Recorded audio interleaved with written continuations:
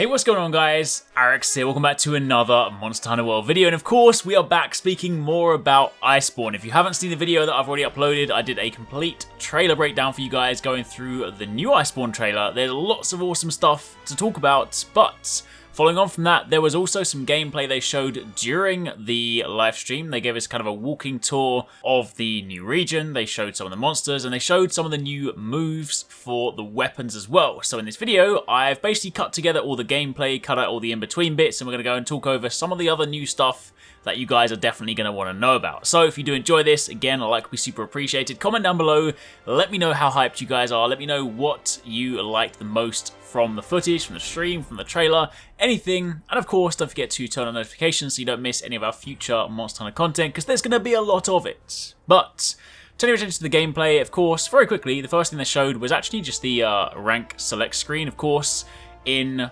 Iceborne, there'll be a new rank, which they call him Master Rank now, but they did confirm that it's basically the same as G Rank, it's just a renaming. So for those of you guys that want some context, this is of course your new rank of difficulty. But turning to the actual gameplay, first thing they did was of course just took a look around the actual locale itself. They spoke a little bit about the basics of the expansion. Of course, Iceborne is designed to be a massive DLC expansion. Now, if any of you guys have obviously played Monster Hunter games before and you've experienced G-Rank expansions, you kind of know what to expect. If you're new and World was your first ever Monster Hunter experience, then previous G-Rank expansions are kind of comparable to the base game, again on top, with tons of new stuff, so I expect there to be lots of stuff to look forward to.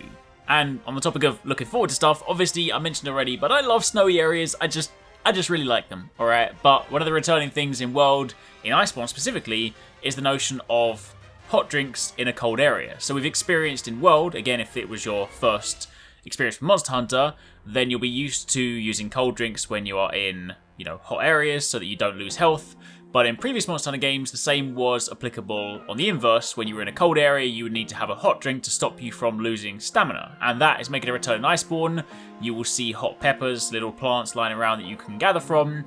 And you can, of course, then use those to create hot drinks, which will be incredibly important because if you forget about them, well, you might think to yourself, if I'm losing health, it doesn't really matter too much. Or if I'm not losing health, it doesn't matter so much. Trust me, when you run out of stamina and you can roll once and then you're stuck, it's going to be very, very annoying. Anyway, of course, they then took the time to walk around and got a chance to see the Popos, what are returning endemic life. I like the Popos, I mentioned it before, but yo, they are old school. Back in the day when I first started on Freedom Second, they were the guys. You saw them down there when Arekkz came down and he ate them. It was a sight to behold.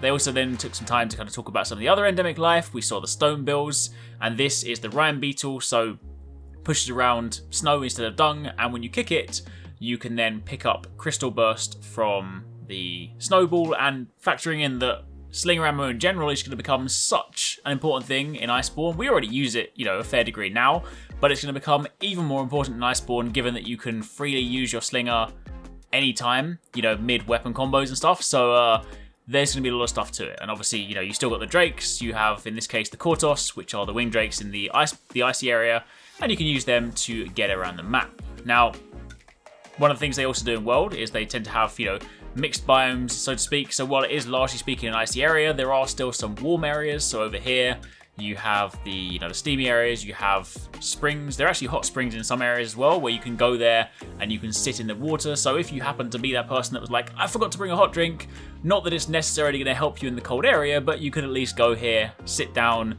bathe in the warm waters, and at least not freeze to death.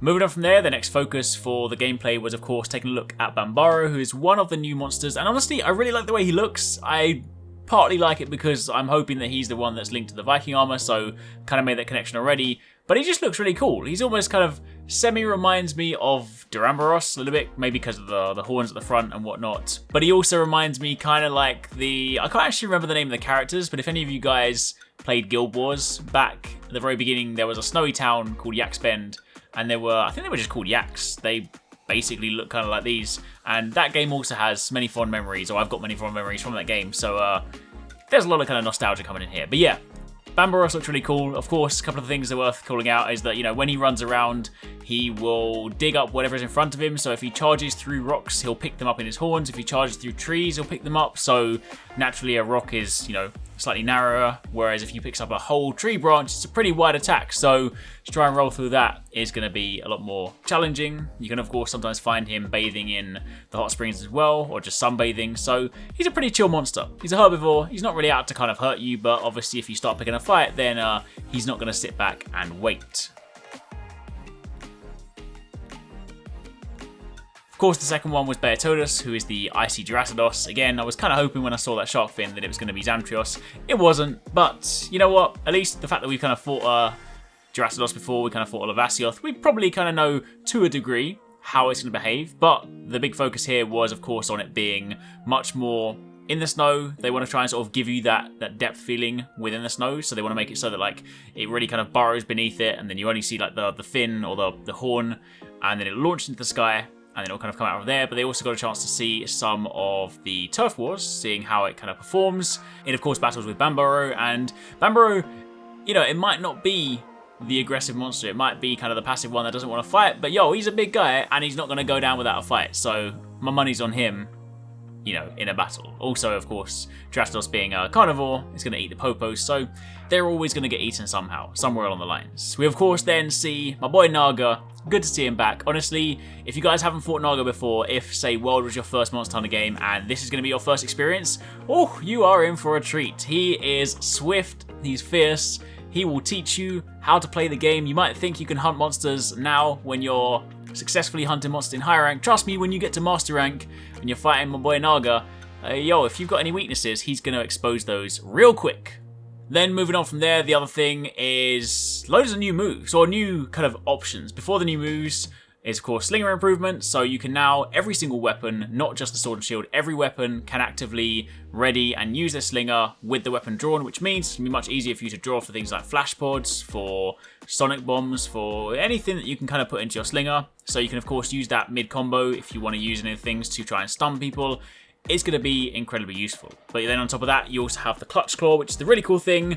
So it's basically this claw that comes from your slinger, and you can then grapple onto monsters. From that, we've seen that you can do attacks, but you can also use, as they spoke about in the live stream, you can use your slinger ammo on them, and you can even unload all of your slinger ammo at the same time for like a big stun shot. So this is really good if you want to push monsters back, you want to trip them up, you want to knock them over, you want to push them into traps. They showed a few examples again in the gameplay, but yo, that's really cool. I mean, I mentioned before that slinger ammo is something that we use quite a lot in Monster Hunter World anyway, but I feel like it's going to become even more important knowing all these cool things you can do with it. So yeah, that claw, I honestly can't wait for some of the crazy gameplay clips we're going to get out of that. However, I mentioned there are also new moves, so they obviously didn't go through all of these for all the weapons. They only kind of spoke about 3 in this gameplay. They spoke about the Greatsword, where it's actually got a cool new feature where if you use the slinger ammo mid-shot, it's actually like a power shot. So it's not just a regular slinger shot, it's actually more powerful, so you can then use it. It has shorter range, but you can use it to try and stun a monster, which, you know, when you're lining up something like a hefty chop, that's going to be kind of important. The dual blades can also do a cool thing where it can actually throw out slinger pods while it's dodging. So, you know, if you're like, you know, you're trying to dodge out of an attack, plus you want to throw the slinger bomb or something like that, that's going to be really cool. Plus on the combo front, you can even use the clutch claw mid-combo to literally grapple onto the monster and continue your attack. So that is hella stylish. However, this one's pretty exciting, and I'm not even a bowgun user, but for light bowgun users, yo, there are some new mods. They said there are kind of a few different ones, but the one they spoke about here was a mod that lets you reload bullets when you slide. By default, it reloads one shot, but if you stack it, as you know, mods work in this game, if you stack multiple mods, you can increase their effectiveness or, you know, improve what they do.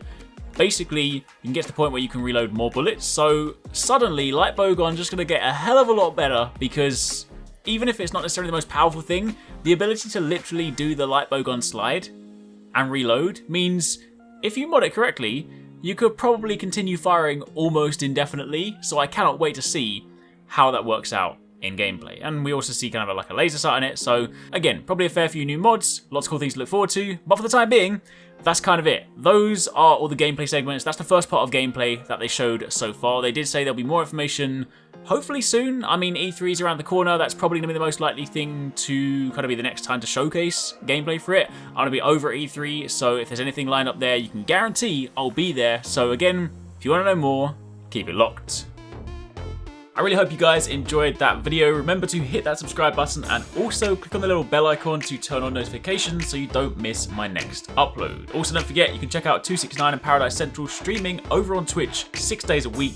You can find a link to the multi-stream in the description box down below. Be sure to drop by and get involved. Thanks again for watching. Take it easy. Catch you next time. Peace out.